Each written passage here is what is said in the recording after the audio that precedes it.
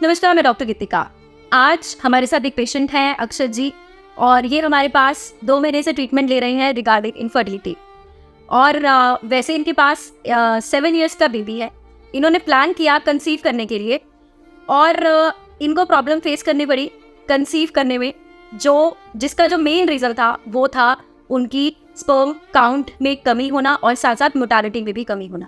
और इसके लिए इन्होंने पहले काफ़ी सारे ट्रीटमेंट भी कराए। डॉक्टर्स ने इनको और ट्रीटमेंट के साथ साथ और भी जैसे ICSI जैसे जो ट्रीटमेंट्स हैं उसके लिए इनको रिकमेंड किया, पर इन्होंने उसको ऑप्ट ना करके आयुर्वेद को अपनाया। और आज 2 मंथ्स के बाद इनका जो स्पर्म काउंट है वो 70 मिलियन प्लस हो चुका है।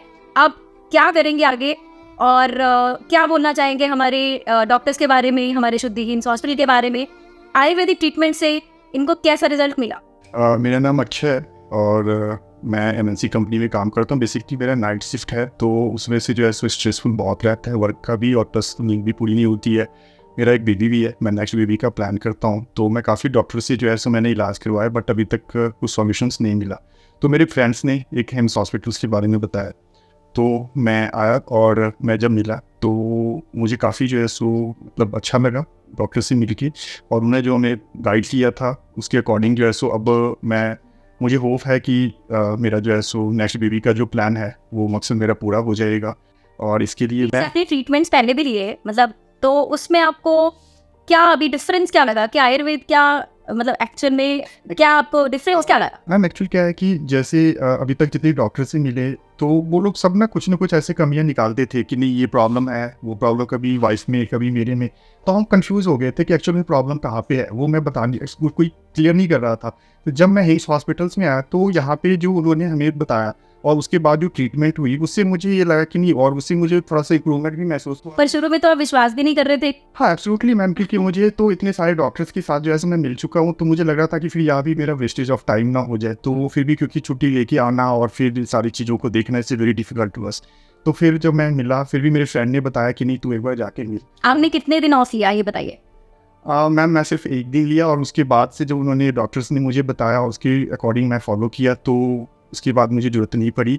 और मैं थैंक यू कहता हूँ हिम्स हॉस्पिटल्स को और डॉक्टर्स को, जो कि उन्होंने मेरे लिए बहुत अच्छा जो है सो मतलब जो उम्मीद नहीं थी वो जो है सो मुझे अब उम्मीदें दिख रही है। अब जैसे आपको बताया कि आपको डिटॉक्स करना है, हम आपका कवरबंद भी कराएंगे, विरेचन भी कराएंगे ताकि हेल्दी बेबी हो, तो उसके लिए तो आपको ऑफ लेना पड़ेगा। तो बताइए अब आपको ये ठीक लग रहा है कि ऑफ ले सकती है? 100% मैम कि मेरा तो है कि मैं ले लूँगा, क्योंकि मुझे पहले विश्वास नहीं था, अब मेरे को विश्वास लग रहा है, तो डेफिनेटली मैं छुट्टी लूँगा, और उसके लिए मैं अपने आप को अपने रूटीन को मैनेज करूँगा, और छुट्टी लेके जो है सो मैं जरूर करूँगा इसको।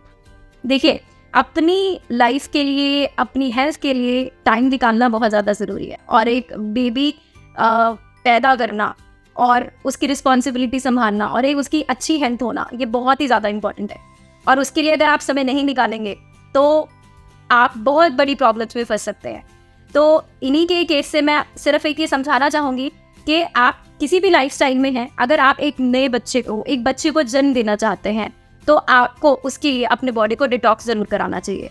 क्यों? क्योंकि आपकी लाइफस्टाइल की वजह से एक तो पहले आपको प्रॉब्लम्स हो जाती हैं, और उसके बाद जो आप उसके लिए ट्रीटमेंट्स करते हो केमिकल बेस्ड, उससे आपको साइड इफेक्ट भी आते हैं, और उसके इफेक्ट्स कहीं ना कहीं बच्चे पे भी होते हैं।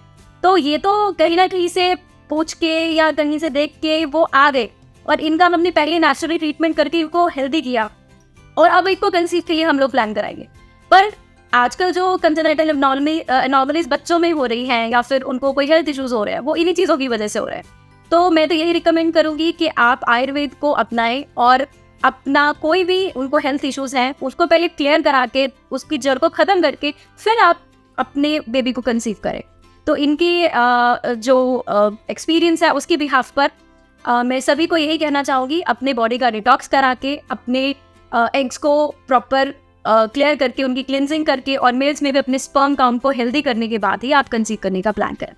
तो देर किस बात की, फोन उठाएं और स्क्रीन पे दिए गए नंबर्स पे अभी कॉल करें।